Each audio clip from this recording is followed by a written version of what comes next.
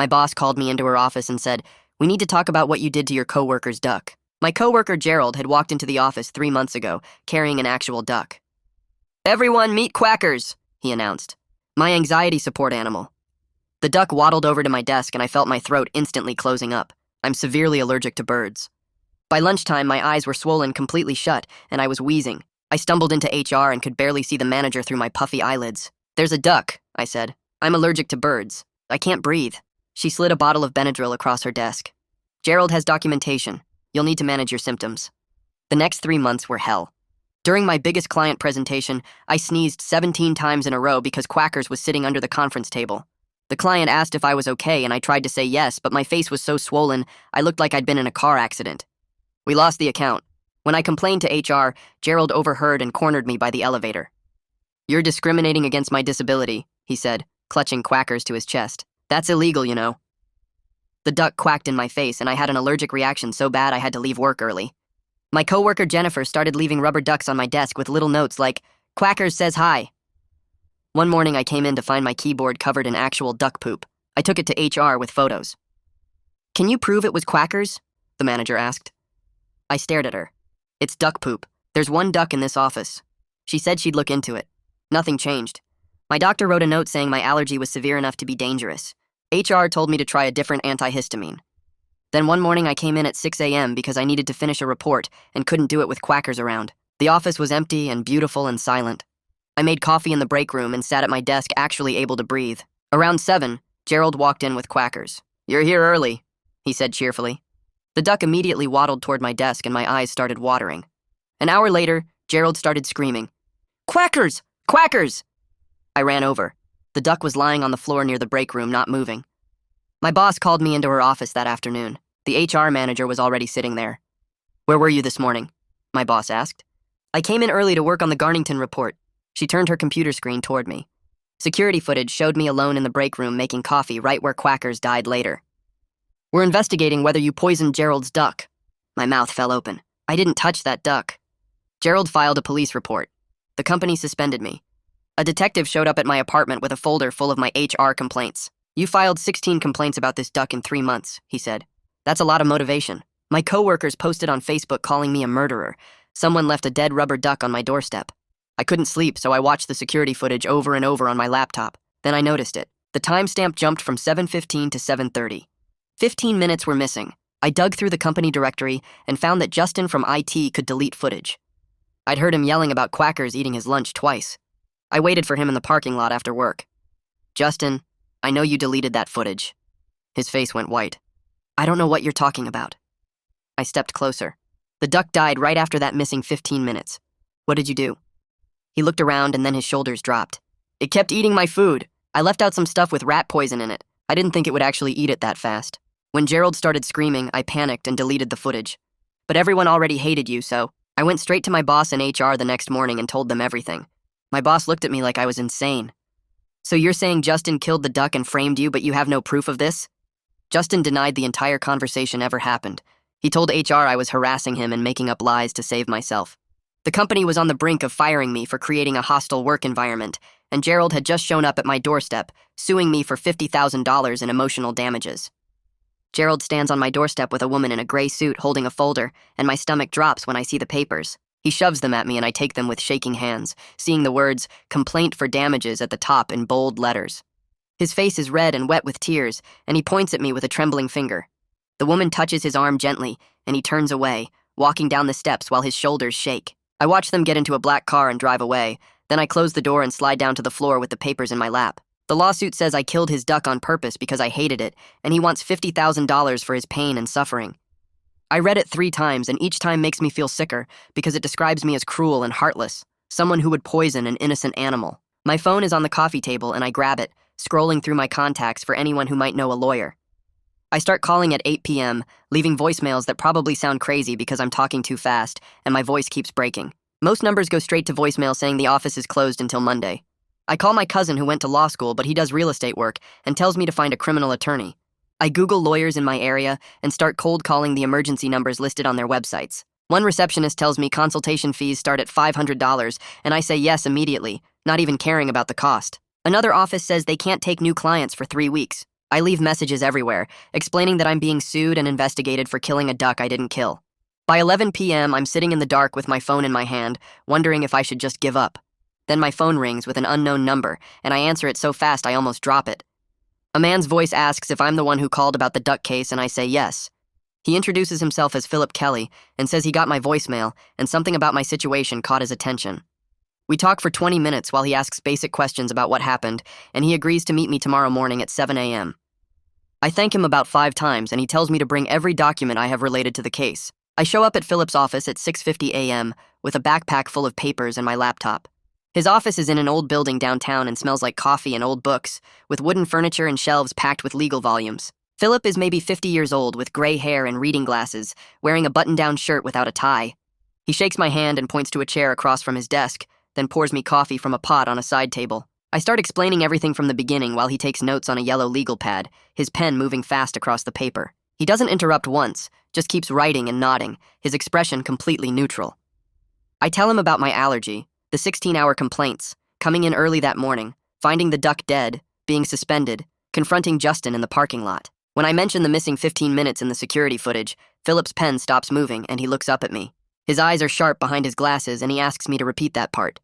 I explain about the timestamp jumping from 7:15 to 7:30 and how I figured out Justin could delete footage. Philip leans back in his chair and taps his pen against the legal pad, staring at me like he's deciding whether to believe me. He leans forward and asks me to tell him everything about Justin and the deleted footage again, word for word. I go through the whole parking lot conversation, repeating what Justin said about the rat poison and panicking and deleting the footage.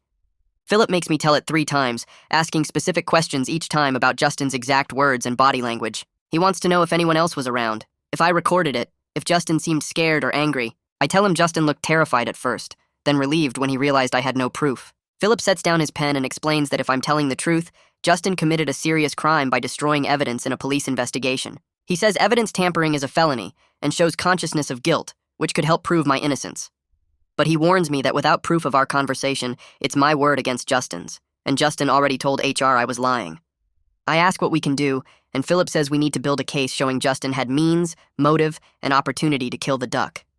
The deleted footage proves someone tampered with evidence, and if we can prove Justin did it, that creates reasonable doubt about my guilt. We spend the next 2 hours spreading documents across his entire desk, building a timeline of everything that happened. I show him all 16 HR complaints I filed about the duck, each one documented and dated. He reads through my medical records showing emergency room visits for allergic reactions, including one where my throat started closing. I pull up the security footage on my laptop and we watch it together, Philip taking notes on the timestamp jump. He points out that the footage shows me making coffee and leaving the break room at 7:10, 5 minutes before the gap starts. I show him emails where I begged HR to do something about my allergy and their responses telling me to take more medicine. Philip nods while reading and says this paper trail actually helps my case because it proves I wanted the duck gone through proper channels, not murder. He explains that if I'd wanted to kill it, I wouldn't have spent 3 months filing complaints and visiting doctors. A murderer doesn't create a documented trail of their motive, they just act. I feel a tiny bit of hope for the first time in days. Philip explains that Gerald's lawsuit and the criminal investigation are 2 separate legal matters that will move on different timelines. The lawsuit is civil court where Gerald has to prove I'm responsible for his damages, while the criminal investigation could lead to charges if the police think they have enough evidence. He says the civil case will probably get put on hold until the criminal investigation is finished, since Gerald's attorney won't want to proceed without knowing the outcome. I ask about my job suspension, and Philip frowns, saying the company suspended me without pay, even though I haven't been charged with anything. He thinks that might be premature and could be challenged, but he wants to focus on the criminal investigation first, since that's the bigger threat. If I get charged with animal cruelty, I could face jail time and a permanent record. The civil lawsuit is just money, which is bad but not as bad as being a convicted criminal. I ask how much his services will cost and Philip doesn't hesitate, quoting $15,000 as a retainer for both the criminal defense and civil lawsuit response. My chest tightens because that's a huge amount of money, but he explains it covers investigation, document review, court appearances, and negotiation with prosecutors and opposing counsel. I think about my savings account, which has $18,000 that I've been building for years as an emergency fund. I guess being investigated for duck murder and sued for $50,000 counts as an emergency. I tell Philip I can pay the retainer, and he nods, pulling out a contract for me to sign. My hand shakes a little as I write the check, watching my emergency fund disappear, but I don't see any other choice. Philip takes the check and files it away, then tells me he's going to get to work immediately on my defense. Philip says his first step is contacting Detective Dominique Braun, who's handling the criminal case, requesting a formal meeting to present evidence supporting my innocence. He picks up his phone right there and calls the police station, asking for Detective Braun. I listen to his side of the conversation as he introduces himself as my attorney and requests a meeting to discuss new evidence. He's calm and professional, not aggressive, just stating facts. After a few minutes, he hangs up and tells me Detective Braun agreed to meet with us in 3 days. I ask if that's normal, and Philip says it's actually quite fast, which suggests she might have some doubts about the case against me. He thinks she might be open to hearing our side, especially with the forensic evidence about the deleted footage. 3 days feels like forever, but I nod and thank him. He tells me not to talk to anyone about the case, especially not Justin or Gerald or anyone from work. Anything I say could be used against me later. The next 3 days are the longest of my life. I'm alone in my apartment, suspended from work with no pay, terrified to leave my building because neighbors have seen the news coverage about the investigation. On the second morning, I look out my window and see spray paint on my car in the parking lot, bright red letters spelling "Duck Killer" across the driver's side. My hands clench into fists and I want to scream, but instead I grab my phone and take pictures. I call the non-emergency police line and file a report about the vandalism, giving them the case number from the duck investigation. The officer on the phone sounds bored and says they'll send someone to take a report, but I can tell nothing will come of it. A different officer shows up 3 hours later, takes photos, and tells me to contact my insurance company. He doesn't even pretend to care about finding who did it. I spend the rest of the day inside, ordering food delivery because I'm too scared to go to the grocery store. My phone buzzes constantly with texts from coworkers, some supportive but most just curious or accusatory. I stop reading them after a while.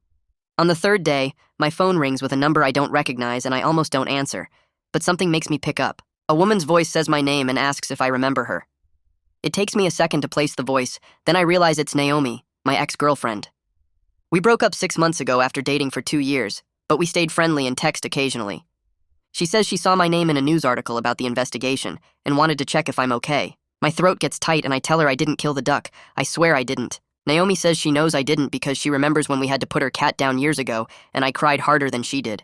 She says there's no way someone who sobbed over a sick cat would poison a duck and she wants to help. I ask what she means, and Naomi offers to provide a character witness statement to the police, telling them I would never hurt an animal. I feel tears starting and have to blink them back, thanking her over and over. She says that's what friends do and we'll get through this together. After we hang up, I sit on my couch feeling slightly less alone than before, knowing at least one person believes me without question. That night, I pull out my laptop and open the security footage file for what feels like the 100th time. The screen glows in my dark apartment as I watch myself walk into the break room at 6:15 a.m., alone and tired-looking. I make coffee, pour it into my mug, and walk back to my desk. The timestamp in the corner reads 6:17 a.m. I fast-forward through the next hour of me sitting at my desk working on the Garnington report. At 7:15 a.m., Gerald walks in carrying quackers under his arm. The duck waddles around near my desk and I can see myself starting to react, my face getting puffy even in the grainy footage. Then something happens that makes my stomach drop. The timestamp jumps from 7:15 a.m. to 7:30 a.m. in a single frame. 1 second Gerald is setting quackers down, the next second the duck is lying on the floor near the break room and Gerald is running toward it. 15 minutes just gone. I rewind and watch it again and again and again. The jump is obvious once you know to look for it. At 7:15, the break room is empty. At 7:30, there's a paper plate on the counter that wasn't there before. Someone was in that room during those missing 15 minutes. Someone who had access to delete security footage. My hands shake as I take screenshots of the timestamp jump, saving them to a folder on my desktop. This is proof. Real proof that someone tampered with the recording. I want to call Philip right then, but it's almost midnight, so I force myself to wait until morning. My phone rings at 8 a.m. and I grab it so fast I almost drop it. Philip's voice is all business when he tells me he's hiring a digital forensics expert to examine the footage and verify the timestamp manipulation. I ask how much that costs and he says $2,000. My savings account is already taking a beating from his retainer, but I tell him to do it. He says it's important evidence that someone tampered with the recording, and without expert verification, a court might not accept my screenshots as proof. I email him the footage file, and he says he'll have results within 48 hours. I spend those 2 days barely eating or sleeping, just pacing my apartment and jumping every time my phone buzzes. Every notification could be the forensics report, or it could be another coworker sending me hate messages. I stop checking social media entirely because seeing people call me a murderer makes my chest tight and my breathing shallow. 24 hours later, not 48, my phone rings with Philip's number. The forensics expert confirmed everything. The footage was edited using administrator-level access to the security system. Her report states the deletion happened at 7:42 a.m., which is about 12 minutes after the duck died. Philip sounds excited in a way lawyers probably shouldn't when he tells me this proves someone with admin access deleted footage right after the incident. He's already contacted Detective Braun and set up a meeting at the police station for tomorrow morning. I thank him about 5 times and he tells me to get some sleep because tomorrow is important. The police station smells like burnt coffee and cleaning solution when Philip and I walk in the next morning. Detective Braun meets us in a small conference room with gray walls and a table that's seen better days. She's a woman in her 40s with sharp eyes that seem to notice everything, and she's wearing a blazer that looks more professional than anything I own. Philip slides the forensics report across the table, and she reads it carefully, taking her time with each page. She asks detailed questions about Justin's access to the security system, about his job responsibilities, about the times I heard him complaining about the duck eating his lunch. I answer everything as clearly as I can, trying not to sound too desperate or too rehearsed. She makes notes on a yellow pad, and her expression stays neutral the whole time. Detective Braun sets down her pen and admits something that makes my throat tight. They never seriously investigated anyone except me. I had clear motive with all my HR complaints, and I was alone in the break room that morning where the duck died later. The case seemed obvious to them. Philip leans forward and points out that being alone doesn't prove guilt. The deleted footage proves someone else had reason to hide what really happened. Someone with administrator access who panicked and tried to cover their tracks. Detective Braun nods slowly and says she sees our point. She agrees to interview Justin formally, but then she warns us about something that makes my hope deflate a little. Without physical evidence linking him to rat poison, the case against him is just circumstantial. The deleted footage proves tampering but doesn't prove he poisoned the duck. She suggests we focus on finding proof of Justin purchasing rat poison or accessing it at work. Something concrete that puts the poison in his hands. Philip asks if the company would have records of supplies purchased by different departments. Detective Braun says that's exactly the kind of evidence they need. We're walking out of the police station when I remember something that makes me stop in the middle of the parking lot. Justin always complained about mice in the IT server room. He mentioned it constantly, how they were chewing through cables and making nests behind the equipment.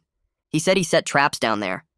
Philip immediately perks up and asks if the company would have records of pest control supplies purchased for that department. I tell him IT has its own budget for maintenance stuff, separate from the general office supplies. Philip pulls out his phone and starts making notes, muttering about subpoenas and purchase orders.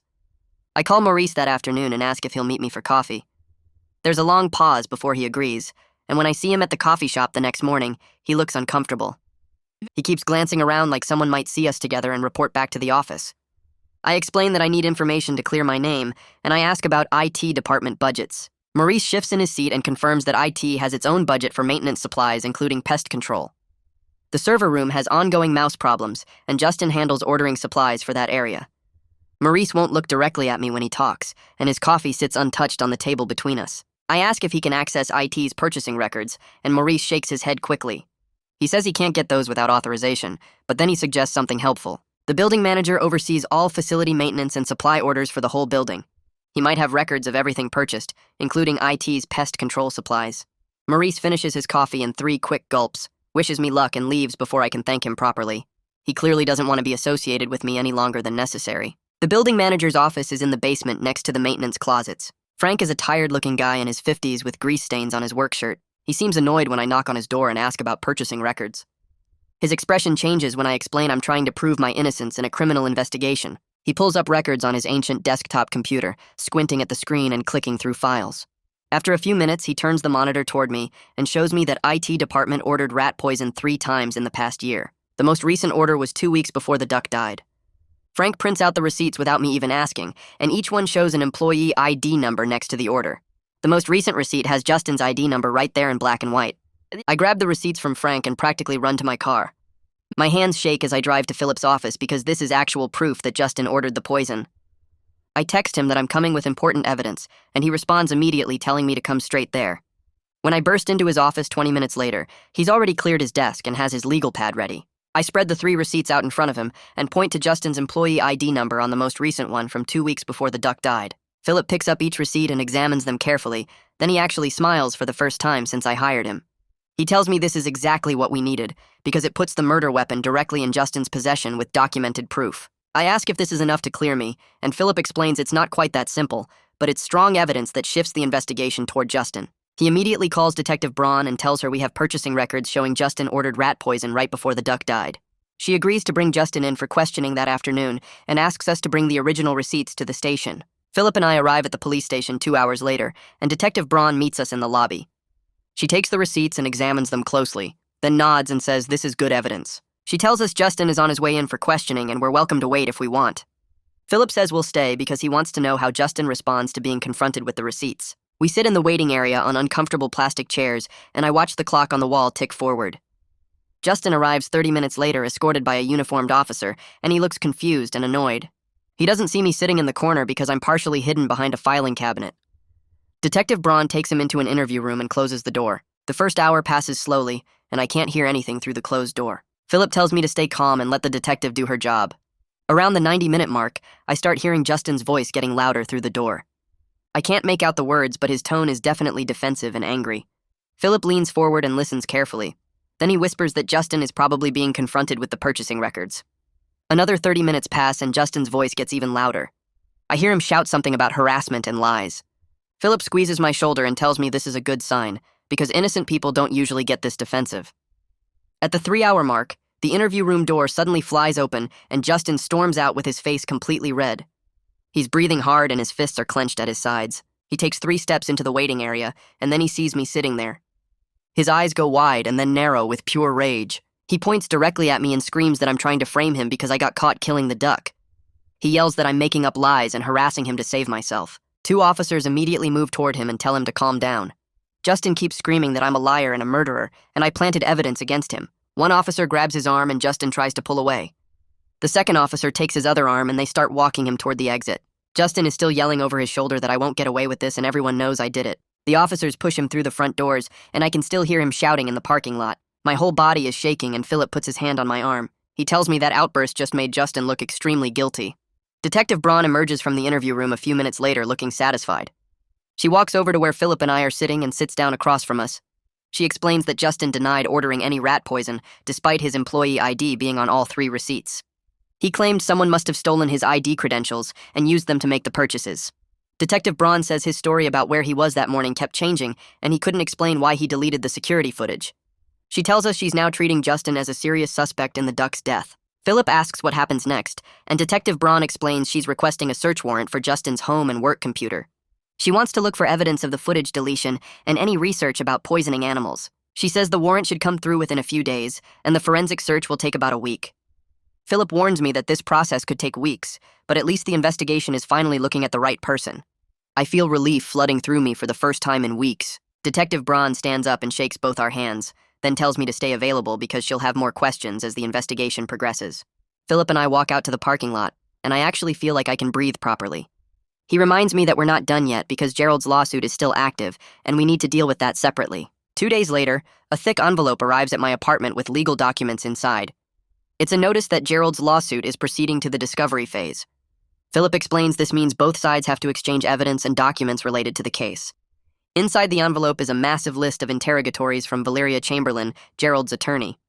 She's asking about my whereabouts on the morning the duck died, my complete medical history related to allergies, every interaction I ever had with the duck, and my feelings toward Gerald. There are 47 questions total, and each one requires a detailed written response under oath. I call Philip immediately, and he tells me to bring everything to his office tomorrow morning. We spend the next 2 full days sitting in his conference room drafting responses to Gerald's discovery requests. I have to relive every miserable moment of the past 3 months as I describe each incident with the duck. Philip types while I talk, occasionally stopping me to ask clarifying questions or tell me to stick to facts only. We document every allergic reaction, every HR complaint, every day I came in early or left late to avoid the duck. It's exhausting and emotionally draining to go through all of it again. On the second day, Philip explains that we're also sending our own discovery requests to Gerald's attorney. We ask for the duck's complete medical records, any documentation of its training as a support animal, and information about other employees who had conflicts with it. We specifically request any communications Gerald had with Justin before or after the duck died. Philip says this discovery process could reveal information that helps our case. A week passes with no updates, and I'm going crazy sitting in my apartment suspended from work. I keep checking my phone every few minutes, hoping for news. Then on a Tuesday afternoon, my phone rings and it's Philip. His voice sounds excited when I answer. He tells me Detective Braun just called him with a major development. The forensic search of Justin's computer is complete, and they found his browser history from the week before the duck died. Justin had searched for how to poison birds and foods toxic to waterfowl multiple times. Philip says this is huge evidence that shows premeditation. I actually start crying with relief when he tells me this. My voice breaks as I ask if this means I'm cleared, and Philip says we're very close. He explains the detective is building a strong case against Justin, and my name is being removed from the primary suspect list. 2 days later, I'm eating cereal in my apartment when I see a breaking news alert on my phone. Justin has been arrested and charged with animal cruelty, evidence tampering, and filing a false police report. I click on the article, and there's a photo of him being led into the police station in handcuffs. The article mentions my name and says I was initially investigated, but new evidence pointed to Justin as the actual perpetrator. Within minutes, my phone starts buzzing constantly with text messages. Former coworkers are sending me apologies for assuming I was guilty. People who posted nasty things about me on social media are now messaging to say they were wrong. My phone literally doesn't stop vibrating for an hour straight. Some of the messages are genuine apologies, but others feel fake and defensive. I don't respond to any of them because I'm too overwhelmed. The next morning, I receive a formal letter from my company's HR department. It states that I'm no longer suspended and can return to work immediately. They're providing back pay for all the time I missed during the suspension. The letter is signed by someone in the legal department, not Evie Nash. An hour after I read the letter, my phone rings and it's Evie calling. Her voice sounds stiff and uncomfortable when I answer. She says she wants to personally apologize for how the situation was handled. Her tone makes it obvious she's reading from a script that the legal department wrote for her. She uses phrases like regrettable misunderstanding and procedural oversight.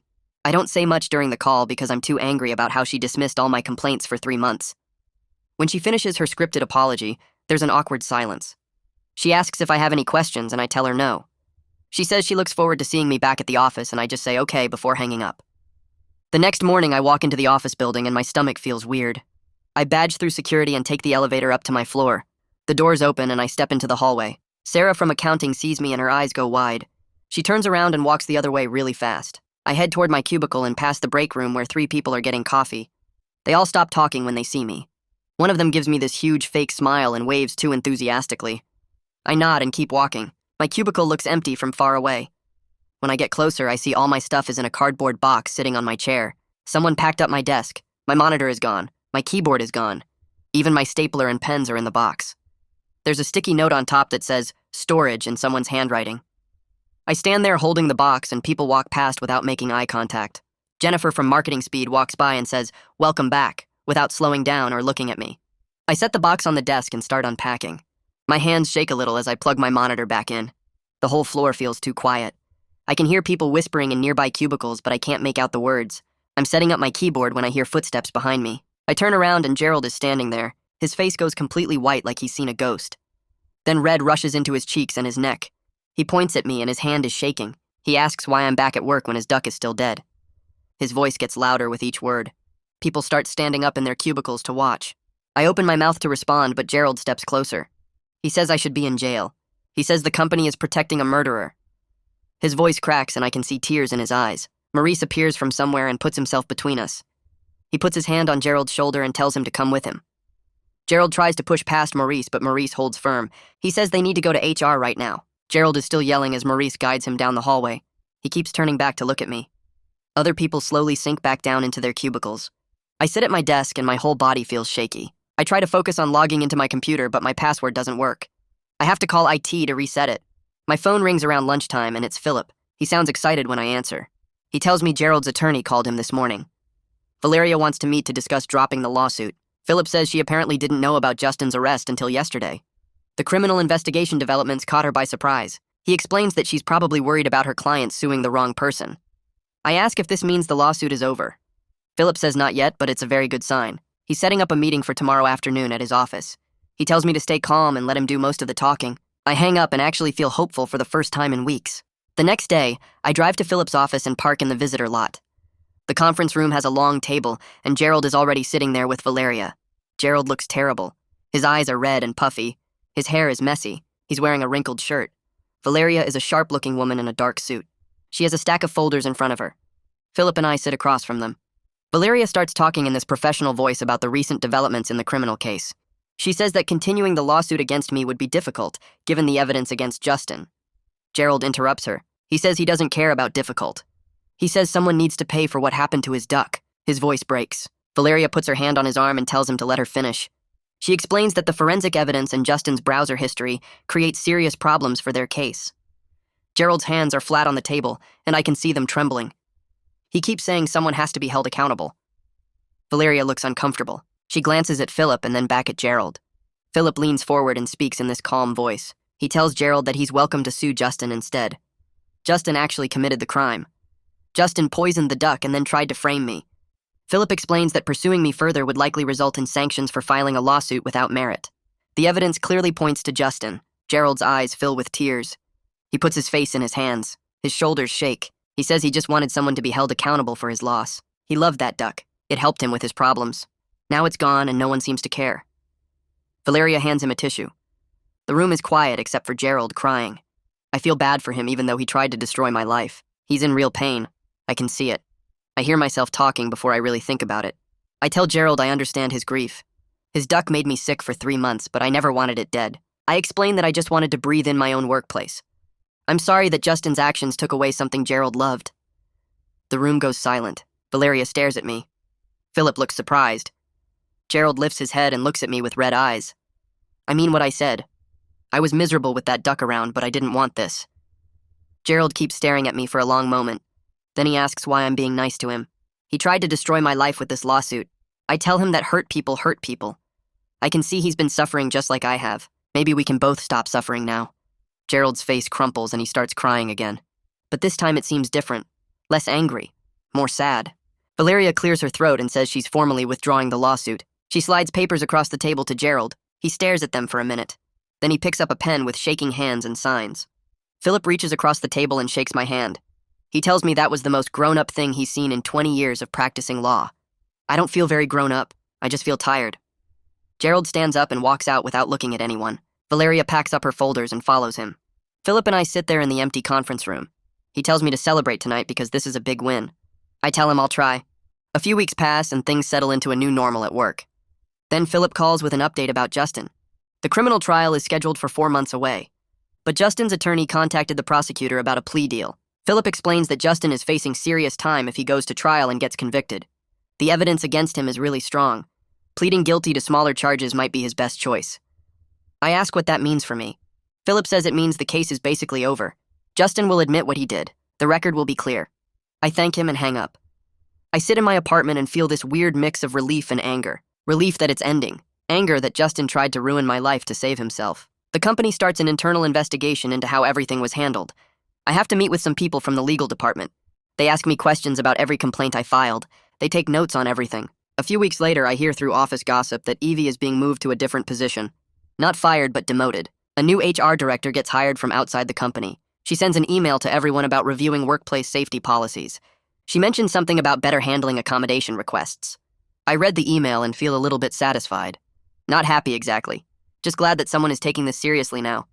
My desk is back to normal. My monitor works. People make eye contact with me in the hallway again.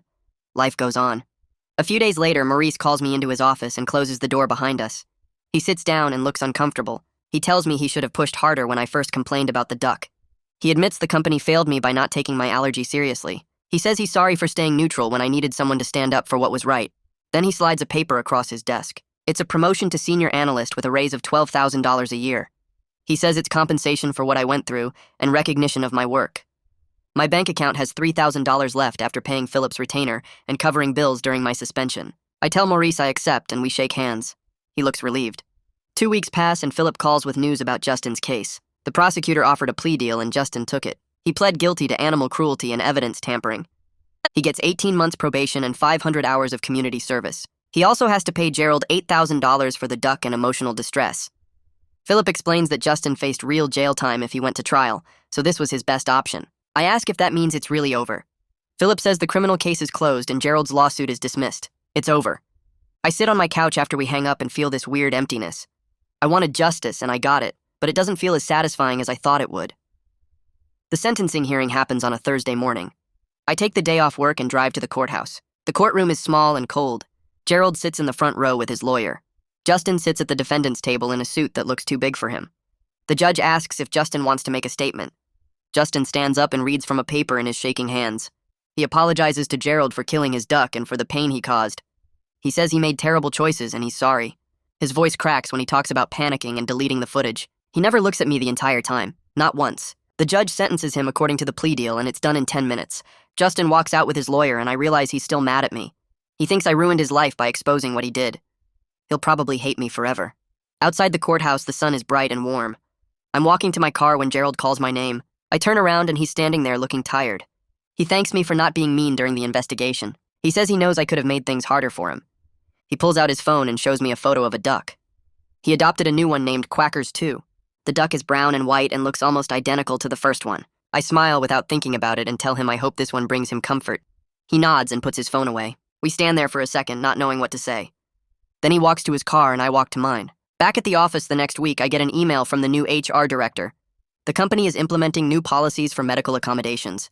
All requests will be reviewed by an independent third party instead of just HR. They're also banning emotional support animals that trigger documented severe allergies in other employees. There's a whole formal process now for balancing competing needs. I read through the policy document and feel a little bit satisfied. It won't help me, but maybe it'll help someone else who ends up in a similar situation. The policy is named after some legal case, but I know it exists because of what happened to me. Naomi texts me asking if I want to get coffee. We meet at a place near my apartment on Saturday morning. She orders a latte and I get regular coffee. We sit by the window and talk about normal things for a while. Then she tells me she always knew I couldn't have killed an animal. She reminds me about when we had to put down her cat 5 years ago. I cried harder than she did. She says she knew my character even when everyone else doubted it. We start meeting for coffee every weekend after that. Our friendship builds back up slowly. It feels good to have someone who never stopped believing in me. She makes jokes about the whole thing now, and somehow that helps. She calls me the Duck Whisperer, and I actually laugh. Philip sends his final bill in the mail. I open it expecting the worst, but it's actually lower than his original estimate. He charged me $11,000 instead of $15,000. There's a note explaining the case resolved faster than expected, so he's reducing his fee. I write him a check that same day.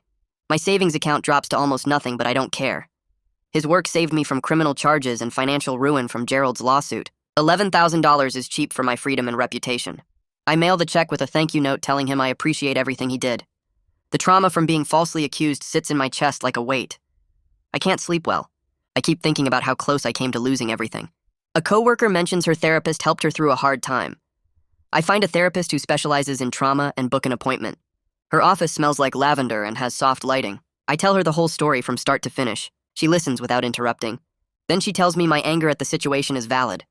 She says rebuilding trust in my workplace and community will take time. She gives me exercises for managing anxiety. We schedule weekly sessions. It helps to talk to someone who isn't involved and won't judge me. 3 months after Justin's sentencing, Maurice calls me into his office again. He tells me I'm being promoted to senior analyst with a significant raise.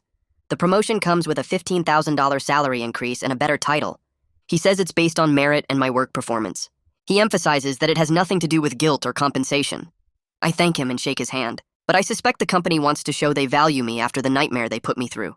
The promotion feels good, but it's also a reminder of everything that happened. I accept it anyway because my career needs to move forward.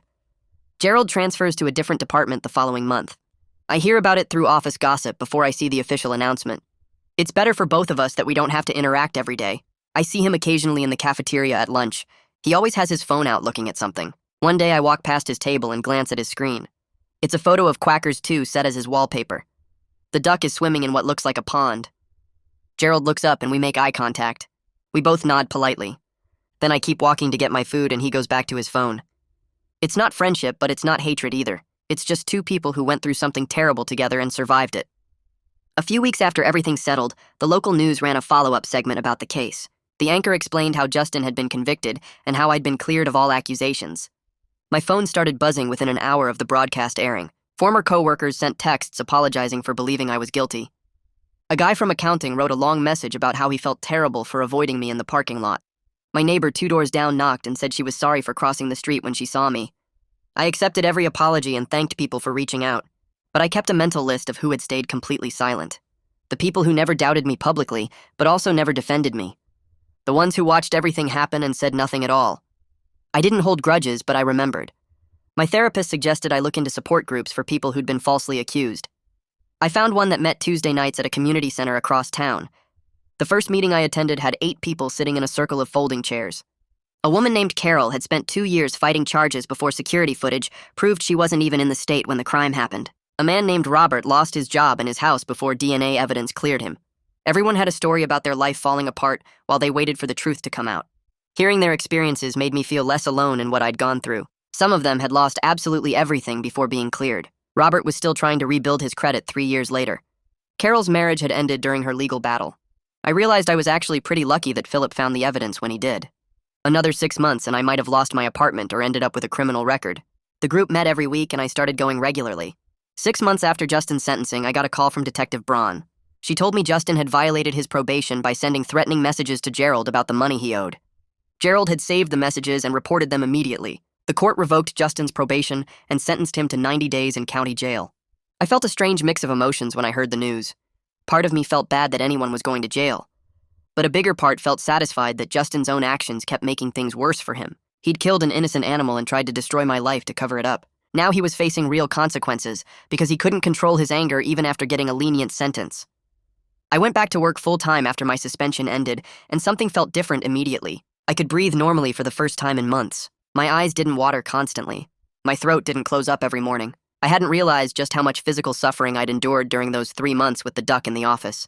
My body had been in a constant state of allergic reaction, and I'd just pushed through it because HR told me to manage my symptoms.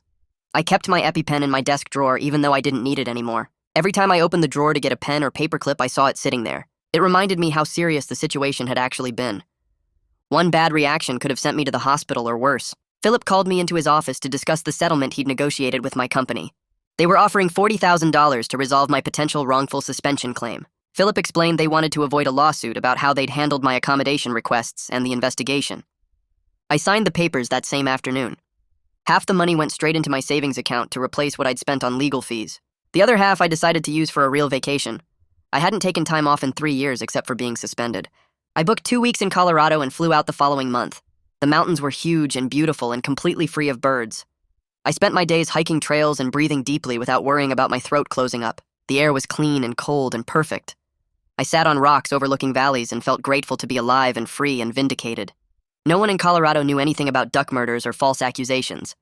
I was just another hiker enjoying the scenery.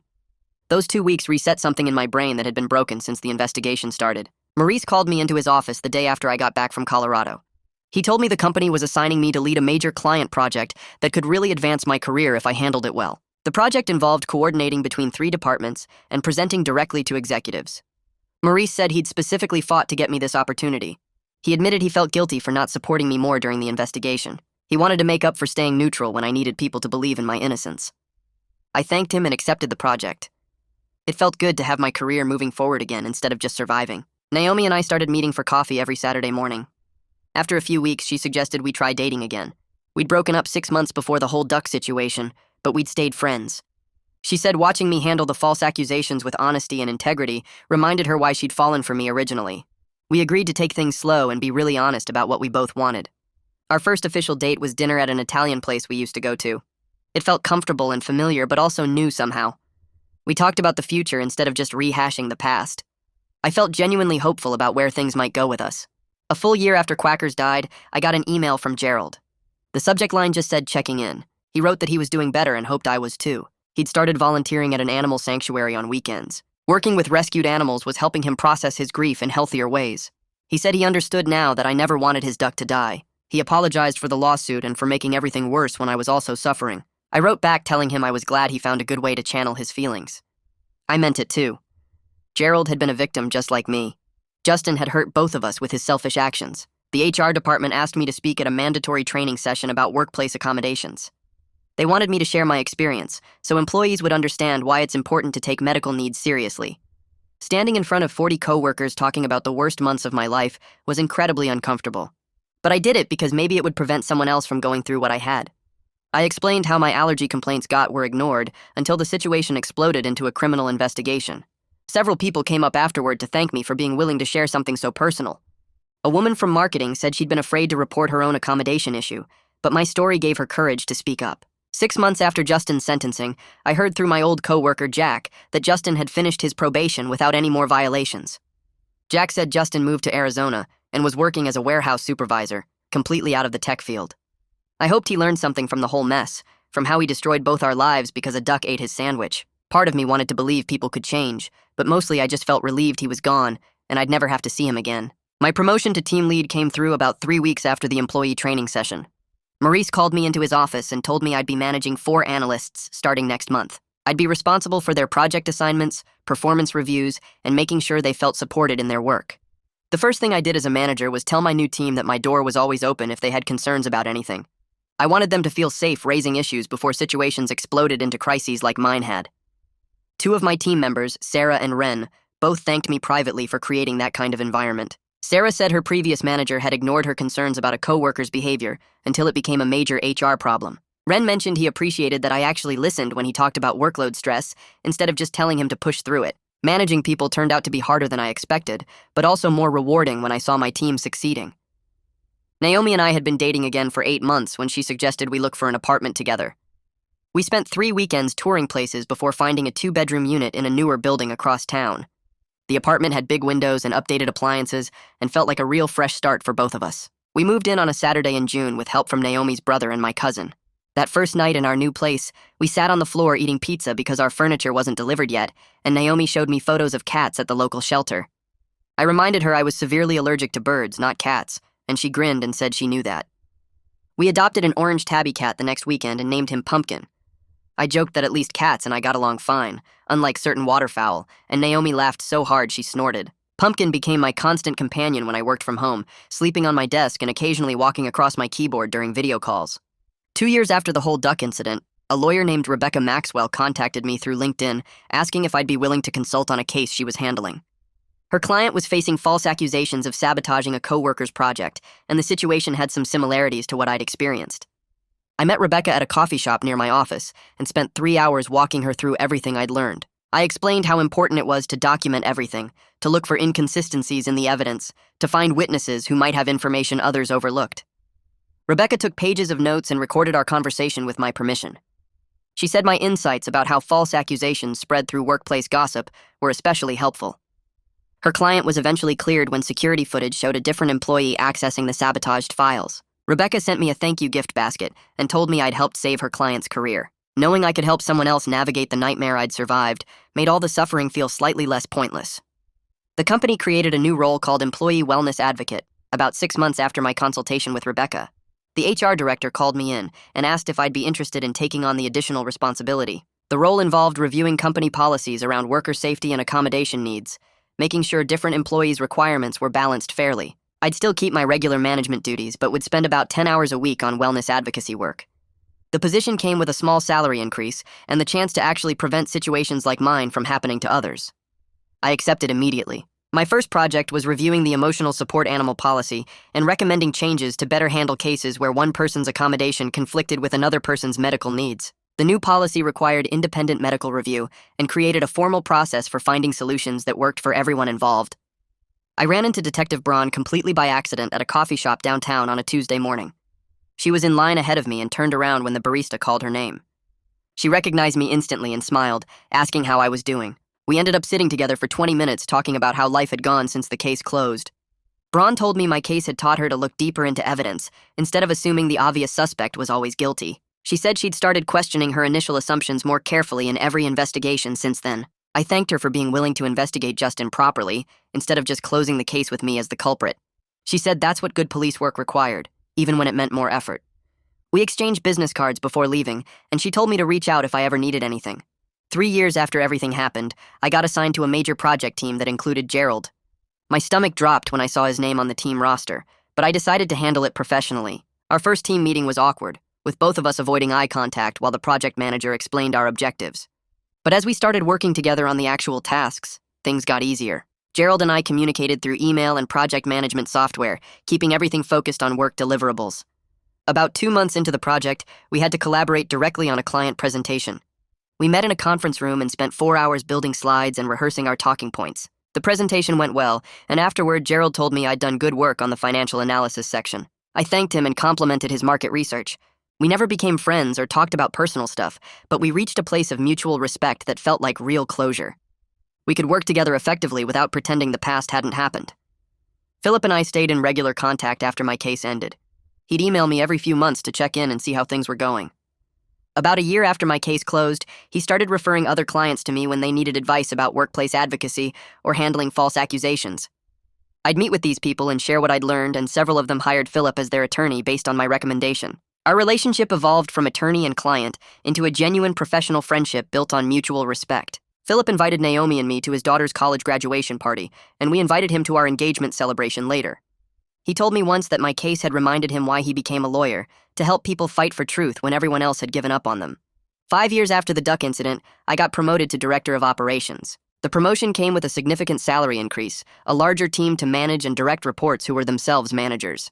I sat in my new office with its window view of downtown and realized my career had actually grown beyond what I'd imagined before everything happened. The experience of being falsely accused had taught me how to stay calm under pressure, how to gather evidence systematically, how to fight for truth even when everyone doubted me. These skills made me a better leader and decision maker. My team respected me because I'd been through something terrible and came out stronger. The incident that nearly destroyed my career had somehow become the foundation for my success. Naomi and I got engaged on a Saturday evening in October at the same park where we'd had our first date years ago. I'd planned the proposal for weeks, arranging for a photographer to hide nearby and capture the moment. When I got down on one knee and pulled out the ring, Naomi started crying before I even finished asking the question. She said yes, and we held each other while the sun set behind the trees. That night, sitting in our apartment with Pumpkin purring between us, I told Naomi that surviving the false accusations together had strengthened our relationship in ways normal dating never could. She'd seen me at my absolute lowest point, when I was suspended from work and facing criminal charges and a massive lawsuit, and she'd chosen to stand by me anyway. That meant everything to me. She said she'd never doubted my innocence because she knew my character, knew I could never hurt an animal no matter how much it made me suffer. We started planning our wedding that night, talking about venues and guest lists and what kind of cake we wanted, and I felt genuinely excited about our future together. These days I don't think about the duck investigation as much as I used to. Sometimes I'll be sitting at my desk working on a report, and I'll remember how my eyes used to swell shut every single day, or how terrified I felt when the detective showed up at my apartment with that folder full of my complaints. Those memories still feel real and heavy, but they don't control my life anymore. I built something good from all that mess. The experience taught me how to stand up for myself, even when everyone thought I was guilty, and how to gather evidence and fight for the truth when it mattered most. I use those skills every day now as director of operations, and my team respects me because they know I've been through something terrible and came out stronger. The trauma definitely shaped who I am, but it doesn't define me. I'm proud of how I handled everything, from hiring Philip to confronting Justin in that parking lot, to accepting Gerald's grief even after he tried to destroy me with that lawsuit. I made good choices when everything was falling apart, and that means something. Looking back now, I'm genuinely grateful the truth came out when it did. If Justin's computer hadn't shown those search histories about poisoning birds, I might have gone to jail or lost everything in that civil suit. I had people who believed in my innocence when it mattered, Philip who fought for me, Naomi who stood by me even when we weren't together, and eventually Detective Braun who was willing to investigate deeper instead of just closing the case. Life is really good now in ways I couldn't have imagined during those awful 3 months. My career is thriving with the director promotion and the team I manage. My relationship with Naomi is stronger than ever because we survived something horrible together and chose each other anyway. Every morning I walk into my office and breathe freely without my throat closing up or my eyes swelling shut, and I never take that for granted. I can sit at my desk all day without fear, without constantly looking over my shoulder for a duck waddling toward me. That simple freedom to breathe in my own workplace means everything.